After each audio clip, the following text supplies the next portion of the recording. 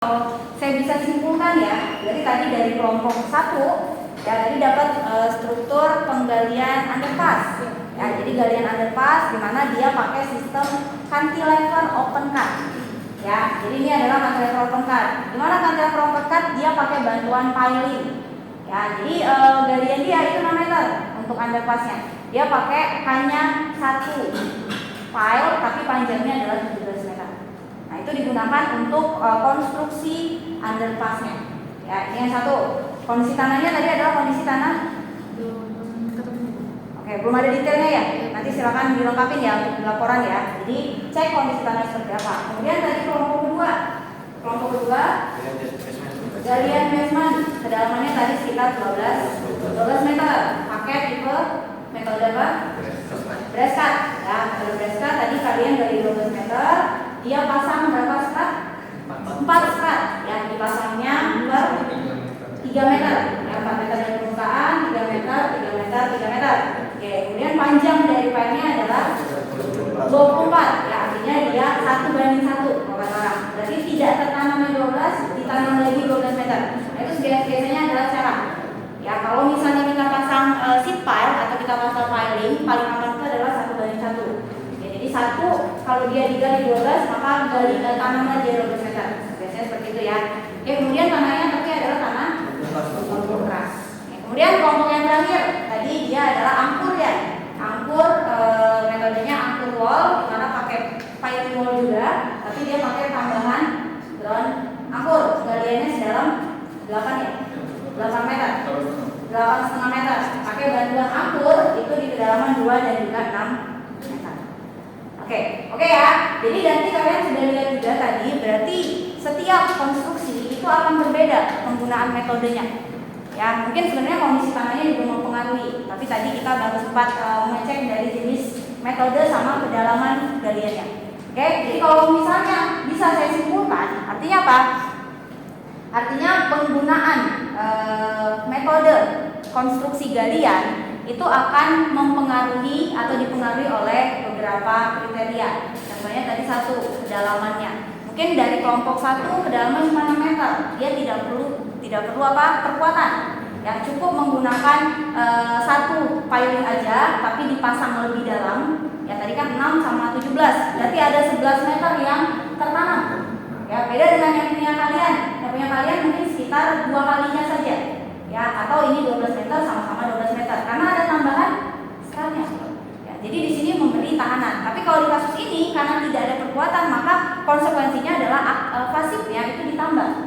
Ya, jadi makanya ditanamnya lebih dalam. Nah, untuk kasus yang kelompok 2 dan kelompok 3 dia menggunakan kekuatan angkur dan juga strati. Ya, sehingga jadi pemilihan metode konstruksi galian dalam itu akan sangat dipengaruhi oleh kedalaman galian, kondisi lingkungan, itu kan ya. Kemudian pasti juga dari sisi biaya, mana yang lebih murah. Ya, nah, biasanya kalau di lapangan ketemu misalnya kasus-kasus yang tidak direncanakan dalam kontrak, misalnya tahu dia harus pasang pipanya ternyata 10 meter, tapi ternyata pas dia cek tanahnya ternyata tanahnya lunak. Kan kalau tanah lunak itu biasanya apa? Tekanan tanahnya lebih besar. Karena apa? Koefisien aktifnya itu akan dipengaruhi oleh sudut geser. Ya, kalau tanah lunak sudut gesernya pasti sama dengan 0. Kalau tanah pasir kan sudut gesernya bisa lebih dari 30. Dan sehingga apa? Pasti koefisiennya akan lebih apa? Lebih kecil. Ya, sehingga kalau dia lebih kecil maka tekanan tanah lateralnya akan lebih kecil. Makanya bisa jadi 10 meter galian di sini sama 10 meter galian di sana mungkin butuh DPT-nya beda. Karena apa? Mungkin yang di sana tekanan tanah lateralnya lebih kecil misalnya atau lebih besar. Yang di sini lebih kecil misalnya gitu. Sehingga apa? Penggunaannya akan berbeda. Nah, itu dari sisi desainnya. Kemudian dari sisi metode, mungkin nggak semua tempat itu bisa pakai angkur tadi. Karena apa? Kalau angkur itu kamu harus sediakan lahan di sebelah belakangnya, sama seperti buat roof. Ya, jadi nggak mungkin ini udah ada bangunan, kamu mau buat basement di sini, nggak mungkin dong kita narik dari belakang itu. Bisa jadi itu udah ada fondasi orang, itu nggak mungkin. walaupun sebenarnya kalau ground angkur itu kan sebenarnya pekerjaannya dari dalam galian kita. Ya, jadi kita tinggal dibor, terus nanti pasang tulangan, strandnya, nanti baru dicor atau dikasih grouting. Nah, tapi kan nggak mungkin, jangan-jangan nanti kita ngebornya malah ngebor fondasi dia. Apalagi kalau fondasinya dangkal, itu resikonya besar tuh ya. Nah, makanya tidak mungkin kalau kita pakai ground angkur itu untuk kondisi yang padat penduduk. Maka pasti tadi bereskat yang akan lebih dipilih, ya lebih sesuai. Gitu. Kemudian apa lagi? Mungkin dari sisi lokasi juga ya. Kalau ada lokasi yang misalnya dia masih area kosong, ya jelas roofing mungkin masih bisa digunakan. Ya. Jadi jangan khawatir kalau misalnya roofing itu membutuhkan area yang luas, tapi selama memang area kita ada, jelas roofing pasti lebih dipilih. Ya, karena itu pasti lebih murah. Walaupun konsekuensinya adalah volume galiannya besar. Benar ya? Karena kamu akhirnya menambah offset galian itu menambah lebih besar dibandingkan dengan kalau kita pakai gitu. Oke? Gitu ya. Jadi untuk perkuliahan hari ini ya teman-teman saya rasa sudah bisa menentukan ya kira-kira faktor-faktor apa yang bisa digunakan untuk memilih metode mana yang tepat. Sehingga nanti ketika kalian dihadapkan dengan kondisi, lihat dulu tanahnya seperti apa, strukturnya seperti apa, kedalamannya bagaimana, lokasinya seperti apa. Sebelum akhirnya kalian tentukan metode A atau metode B atau metode C yang sesuai untuk konstruksi galian kalian. Oke?